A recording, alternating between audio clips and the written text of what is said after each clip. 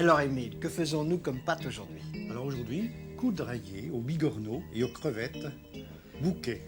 Alors ça, c'est encore une recette alsacienne. Ah non, elle est marine celle-ci. Allez Marine, alors c'est pour combien de personnes? 4 personnes.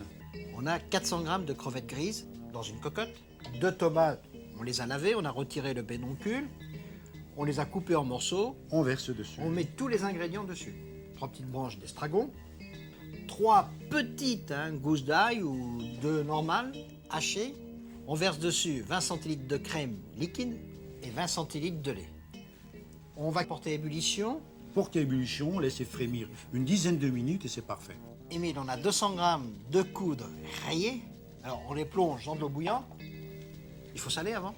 Toujours salé. 200 grammes de coudre rayée et on remue aussitôt pour les empêcher de coller. Émile, les pâtes ont 8 minutes de cuisson, on arrête le feu. Alors c'est toujours important quand on cuit des pâtes qui sont séchées, une fois qu'on les retire de l'eau, c'est de les tremper dans de l'eau froide pour bien les refroidir Pour ne pas ramollir. Ah bah c'est parfait. et aussitôt de les égoutter. Émile, la sauce a 10 minutes de frémissement, on arrête la cuisson et on passe à travers un chinois très fin. Et on presse bien, tout bien récupéré, tous les sucres. Voilà. Alors maintenant, Émile, c'est le moment le plus important, on réunit tous les ingrédients. Donc on réchauffe les pâtes dans la sauce chaude. On chauffe bien, oui. On peut peut-être y joindre maintenant les bigorneaux. Parfaitement, oui. 500 grammes de bigorneaux cuits et on en a retiré la plupart des coquilles. On verse tout, un petit peu de poivre. On a 16 bouquets qu'on a décortiqués, mais on a laissé un petit peu de queue pour la présentation. Et on mélange délicatement.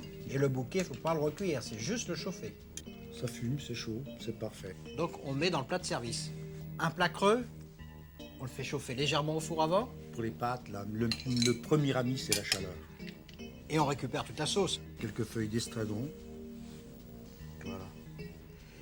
Émile, ce sont des pâtes aux saveurs marines alsaciennes. Bien sûr qu'un cuisinier alsacien peut faire des recettes marines. Au revoir. Et bon appétit, bien sûr.